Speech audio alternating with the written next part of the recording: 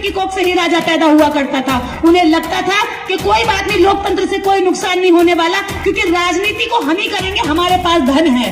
पर उन्हें नहीं पता था कि एक ऐसा भी व्यक्ति आएगा जो कहेगा, ए चप्पल सिलने वाले, चल तू भी नेता बन सकता है, ए रेहड़ी चलाने वाले तू भी नेता बन सकता है, ए रिक्शा चलाने वाले तू भी नेता बन सकता है, ए महिला गांव में घास खोदने वाली तू भी नेता बन सकती है। और साबित भी करके दिखाया, मुख्यमंत्री एक औरत को बनाया, एक ने चार बार बनाया।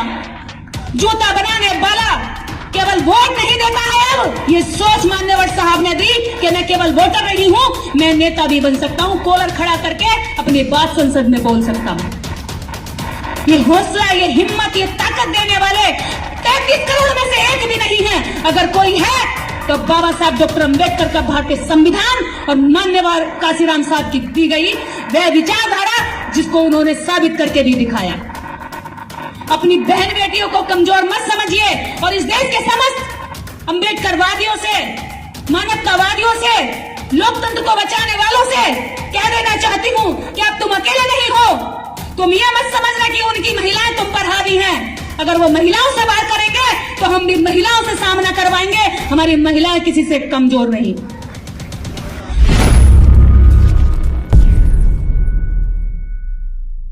ये हिम्मत, ये ताकत देने वाले 33 करोड़ में से एक भी नहीं है। अगर कोई है तो बाबा साहब डॉक्टर अम्बेडकर का भारतीय संविधान और मान्यवर काशीराम साहब की दी गई वह विचारधारा, जिसको उन्होंने साबित करके भी दिखाया।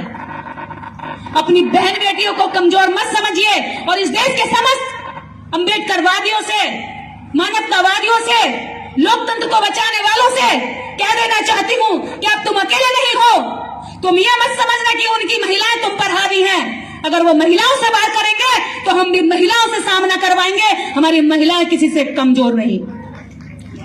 हम लोग 17 सितंबर को 1 लाख महिलाओं के साथ जाकर दिल्ली रामलीला ग्राउंड में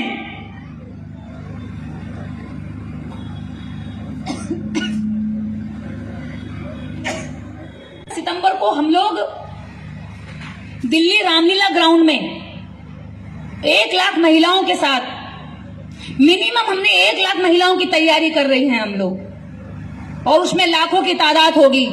मुद्दा है कि 5 किलो राशन नहीं, लंबा लंबा भाषण नहीं, 5 एकड़ जमीन चाहिए। हमारे लोगों को 5 किलो राशन के दम पर वोट छीना जा रहा है, लेकिन ये कौम तो मेहनत कश कौम है। इनको भीख क्यों दे रहे हो? इनको अधिकार दो, ये अपनी खेती करके खुद तुम्हें 5 किलो राशन दे देंगे हर महीने। और अपमानित किया जाता है, भिखमंगे है ये तो, मांग के खाने वाले, सरकार के नाच में पलने वाली कौम है। हमको ये कहकर अपमानित किया जाता है कि राशन जरूर तुम्हें राशन मिल के ज्यादा लग गया, इसलिए बातें बनाते हो हमारे लोगों से। क्योंकि वोट परसेंट हमारा गांव में ज्यादा, और उन्हें पता है कि इनको गरीब रखेंगे, अशिक्षित रखेंगे तो ये गुलाम बने रहेंगे। और गरीबी, अशिक्षा और भूखमरी ही आदमी को मजबूर करती है। वोट की वैल्यू को बाबा साहब डॉक्टर अम्बेडकर ने दिया और उसकी कदर को करना मान्यवर काशीराम साहब ने सिखाया। उन्होंने कहा कि अगर तुम वोट बेचते हो तो तुम अपनी बहन बेटियों की आबरू बेचते हो। ये वोट नहीं है, तुम्हारे बच्चों का भविष्य है, तुम्हारे बच्चों की शिक्षा है, स्वास्थ्य है, रोजगार है, तुम्हारी सुरक्षा है। इसको हमें समझना पड़ेगा और अपनी महिलाओं को भी समझाना पड़ेगा। उन्होंने सिलेंडर देकर हर महिला को काबू में किया कि भाई हमने सिलेंडर दे दिया, और हमारे लोग उनके झांसे में आ गए।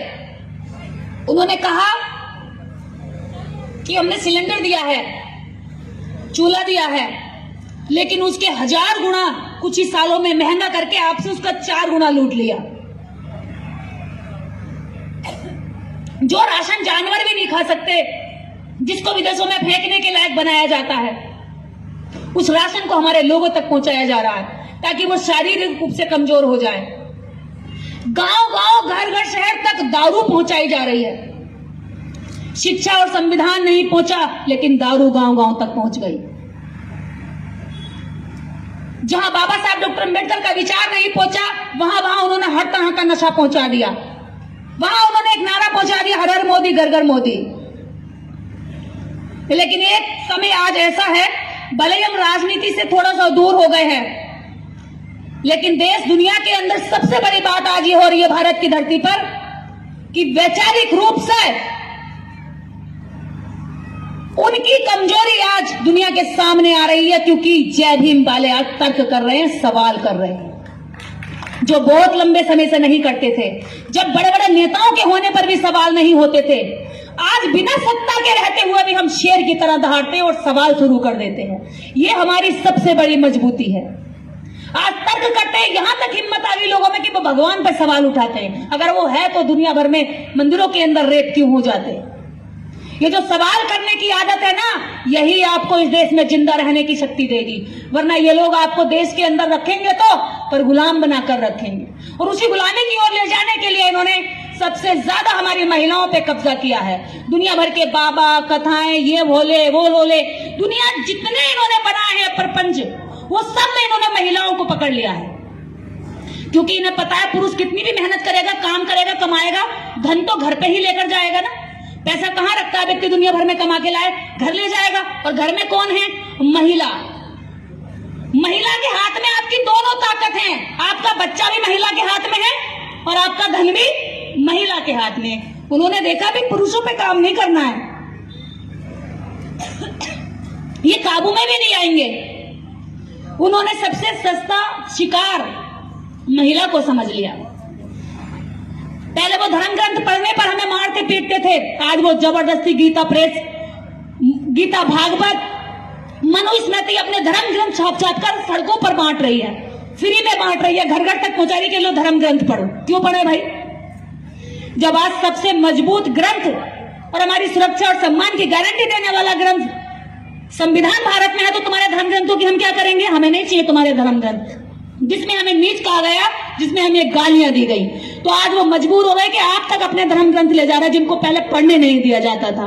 कारण है कि आप सवाल कर रहे हैं, और यही सवाल आपको सत्ता तक भी ले जाएंगे, क्योंकि आज वो बिल्कुल कांपे हुए हैं। उनको समझ नहीं आ रहा कि कैसे काबू में करें। यहां हो रहा है हजारों लोगों का कार्यक्रम, ऐसा ही देश भर में हजारों जगह हो रहा है, क्योंकि वो केवल 3% है।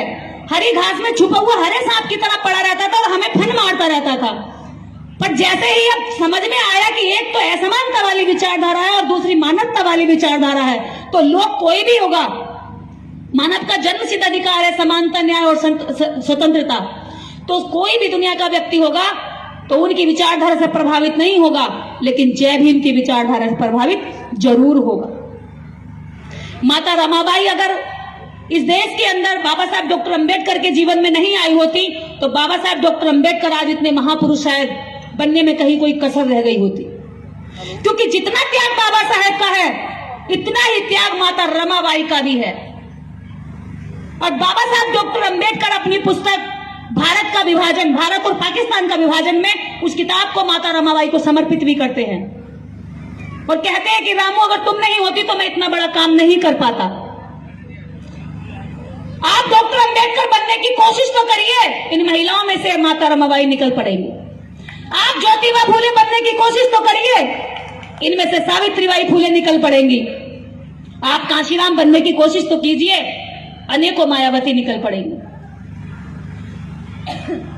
पर आपको शुरुआत करनी पड़ेगी। हम कोस नहीं सकते, केवल कोसने से काम नहीं चलेगा, हमें उस पे रास्ते पे चलना भी पड़ेगा। सब कहते हैं सावित्रीबाई फूले नहीं आ रही तैयार।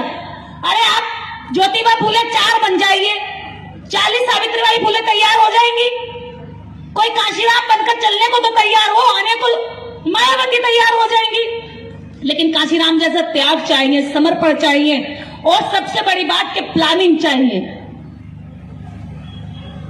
हमें किसी भी जंग को लड़ना होता है तो प्लानिंग बंद कमरों में होती है और आगाज भीड़ के बीच में होता है। लेकिन हमारे लोग 2 जगह गलती करते हैं, प्लानिंग को तो डिस्क्लोज करते हैं यहां मंचों से, और आगाज करते हैं बंद कमरों में, जमीन फाड़ दूंगा, आसमान तोड़ दूंगा, पानी निकाल दूंगा, पत्थर फोड़ दूंगा। लेकिन जैसे ही प्लानिंग की बात आएगी, बैठ के भैया कुछ तैयारी करनी है, तो गायब हो जाएंगे। तो हमें कुछ चीजों को सीखना पड़ेगा उनसे जिनसे हम लड़ रहे हैं, क्योंकि वो बहुत शातिर हैं, वो जमीन पर काम भी करते हैं। हमें ऐसे कार्यक्रमों के साथ गांव-गांव जाकर के लोगों को जागरूक करने की जरूरत है, इस विचार से जोड़ने की जरूरत है। बहुजन समाज विचारधारा से बनेगा कि कोई देवी देवताओं के प्रकोप से न खत्म होगा, न देवी देवताओं की जादू की छड़ी घुमाने से बन जाएगा। ये हम सबको अपने छोटे छोटे प्रयास करने पड़ेंगे। उन्हें लगता था कि कोई बात नहीं, लोकतंत्र से कोई नुकसान नहीं होने वाला, क्योंकि राजनीति को हम ही करेंगे, हमारे पास धन है।